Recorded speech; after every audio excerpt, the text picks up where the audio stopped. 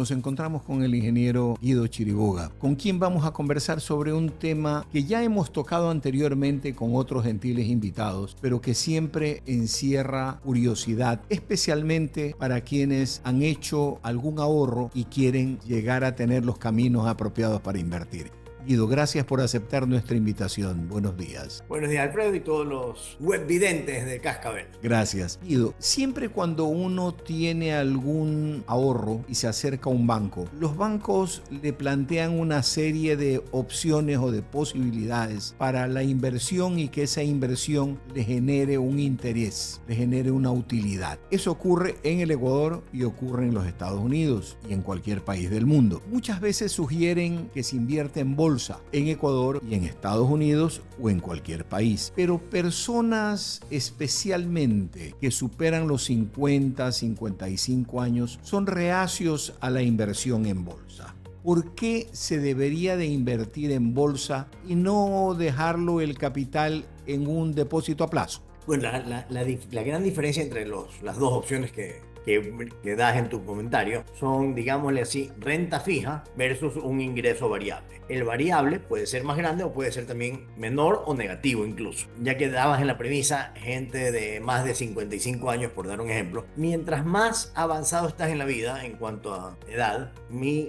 sugerencia y criterio sería que incurras en menos riesgo, porque a través del tiempo la renta variable, las inversiones en acciones, que pueden subir y bajar, pero a través del tiempo siempre he tenido una tendencia hacia el alta en tasas muy superiores a la renta fija, en promedio 14-18% anual, que si lo haces durante mucho tiempo, 5 años, 10 años, 20 años, el interés compuesto se vuelve exponencial, o sea, reinviertes las utilidades y la plata crece muchísimo en el tiempo. Ya cuando estás más cerca del ocaso de tu vida, más bien debería ser una estrategia financiera de preservar el capital. Entonces, capaz que ahí sí, la renta fija sería pues en bonos o en pólizas, capaz que es lo más adecuado para no tener las sorpresas de las subidas y las bajadas. Eso de ahí también depende pues obviamente de qué tanto has acumulado de dinero para poder hacer inversiones o ahorro y poner, si tienes ya más, puede ser parte y parte.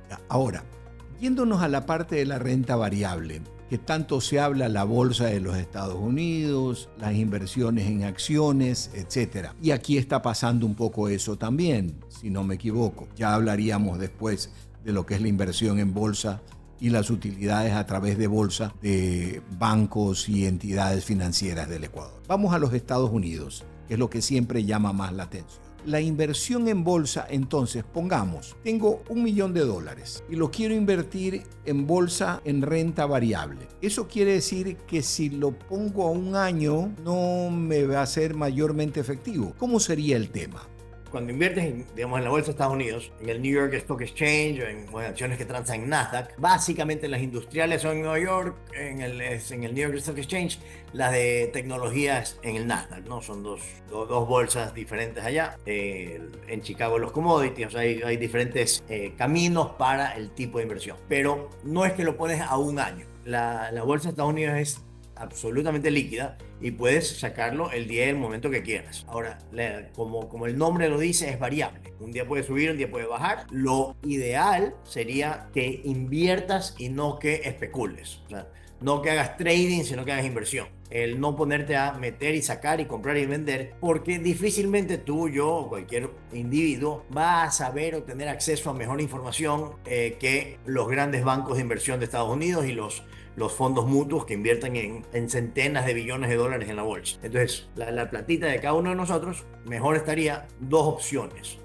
O escoges ciertas compañías que las estudias, las revisas, te sientes cómodo con ello, siempre diversificando. Si tienes $1 millón, yo te sugeriría unas 15 empresas, o sea, dividir entre unas 15 empresas el fondo, cosa que, bueno, unas suben, otras bajan, pero en el promedio, a largo plazo, va a tener la tendencia de la economía de Estados Unidos reflejada en la bolsa, que viene históricamente creciendo a dobles dígitos anuales, que reinvertido se hace muy poderoso el crecimiento del dinero. Una sugerencia importante es diversificar.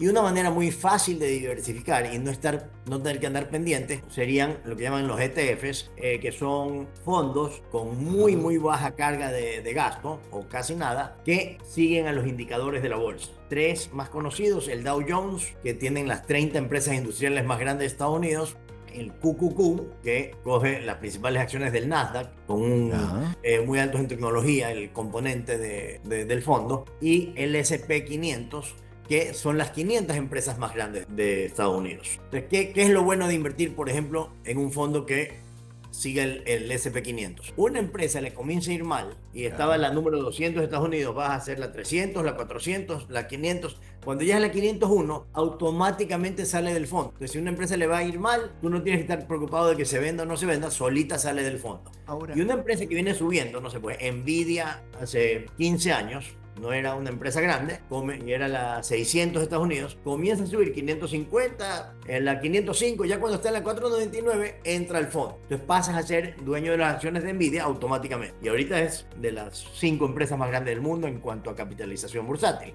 Es impresionante. Entonces la compraste sin saber ni querer y ganaste ese crecimiento. Me hubiera encantado que todas las tarjetas que compraba para la computadora de Nvidia me hubiesen generado acciones. Tendría muchísimo dinero ahorita. Hagámosle para los que nos escuchan, aquí Alberto, no sé qué tanto se puede ver aquí en esta cámara, pero vamos a hacer el ejercicio. Las acciones de Nvidia, cojamos en un mes, en este último mes, han crecido 21%. Entonces tienes un rendimiento mensual en este mes de 21% al mes. Ya. Imagínate al año, imagínate en 5 años o en 10 años. O sea que si tengo $50,000 comprados en acciones de Nvidia, ¿me producen? Depende de cuándo lo compraste. Ya. Entonces, si tienes $50,000 en acciones de Nvidia, ahorita valen $50,000. Pero si pusiste hace 10 años, si compraste $50,000 en acciones de Nvidia hace 10 años, el rendimiento es 20.500%. O sea, traducido en números, 200 veces tu plata. Si tengo 50,000 que compré hace 10 años y estamos hablando de 200 veces ese capital, ¡wow! $10 millones. 10 millones. Entonces, saco como conclusión de lo que tú estás diciendo. Mira la forma del gráfico. Ajá.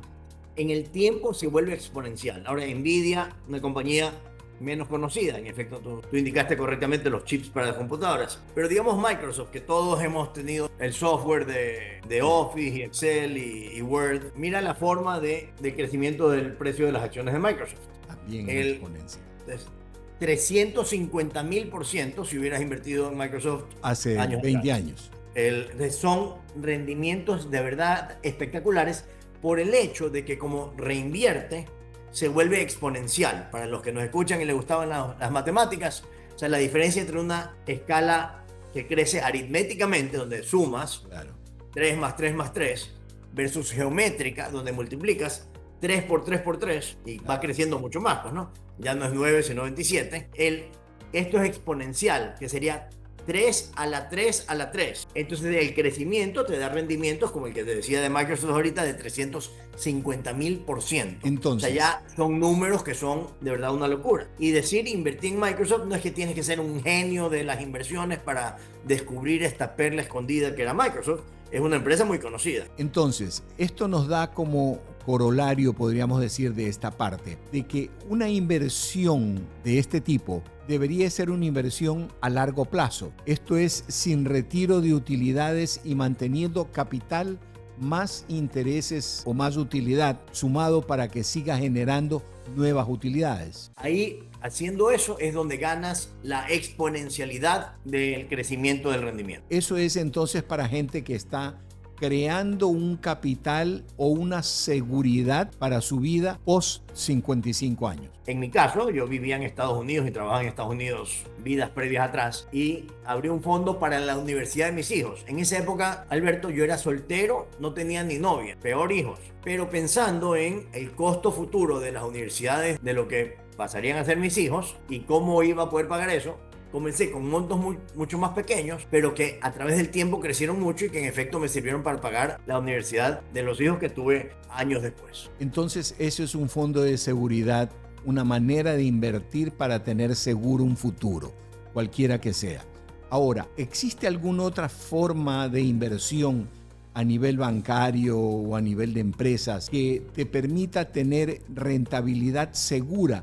Sin eso de que hemos escuchado alguna vez, el hombre está pobre porque invirtió en la bolsa y perdió. Hay un caso famoso en Guayaquil de un hombre muy conocido, del cual se habló mucho al respecto. Pero ¿eso es una realidad o qué puede originar eso? Yo ahí hilaría un poquito más fino en los verbos.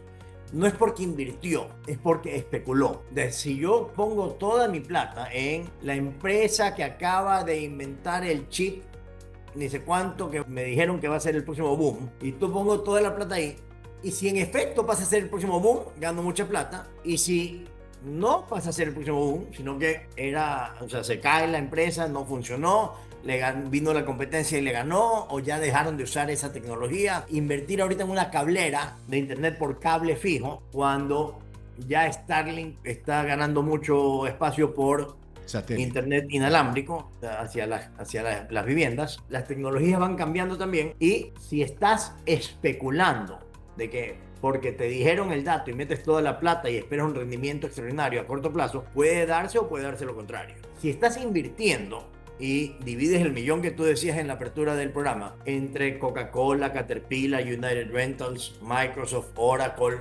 Amazon, Apple, a unas de todas esas le va a ir mejor, a otras peor, pero en la balanza va a ir creciendo con la economía y un poco más.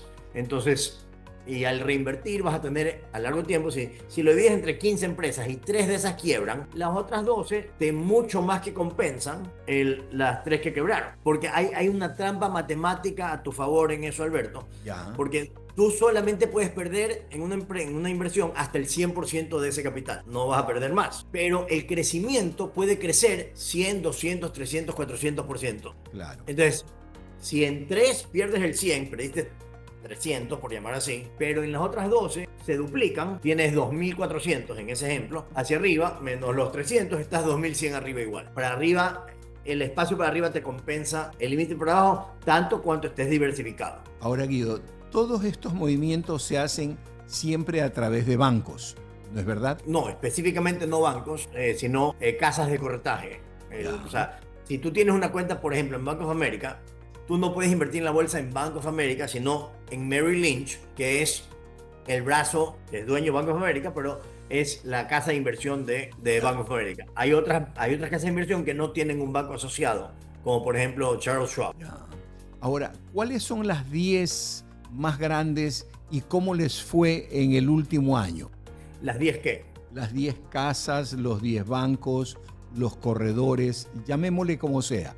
Es para más o menos saber cómo les ha ido en las inversiones en bolsa y tú en el último año. A ver, más bien, déjame responderte vía los indicadores. Ya. El Dow Jones, que mide la parte industrial de Estados Unidos grandemente, que es el Dow Jones 30 se llama, está compuesto por las 30 empresas industriales más importantes de Estados Unidos.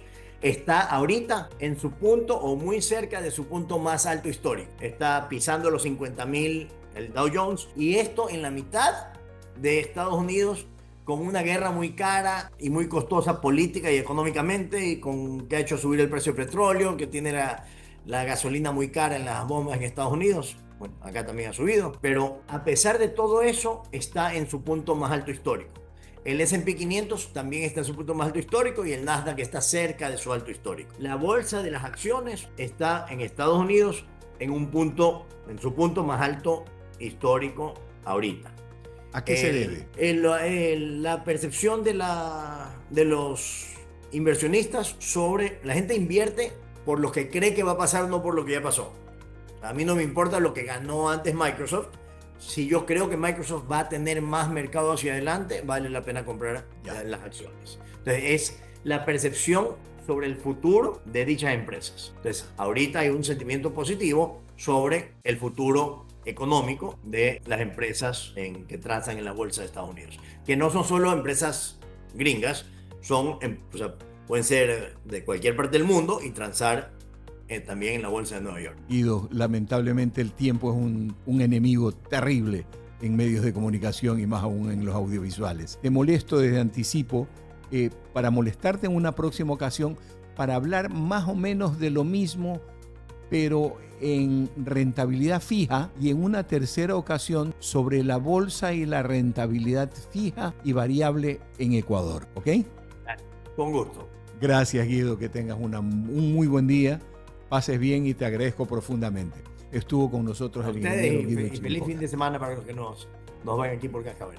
Gracias, Guido. Estuvo con nosotros el ingeniero Guido Chiriboga tratando temas de lo que es la inversión a diferentes niveles para que quien se anima y tenga un capital lo pueda hacer. Gracias.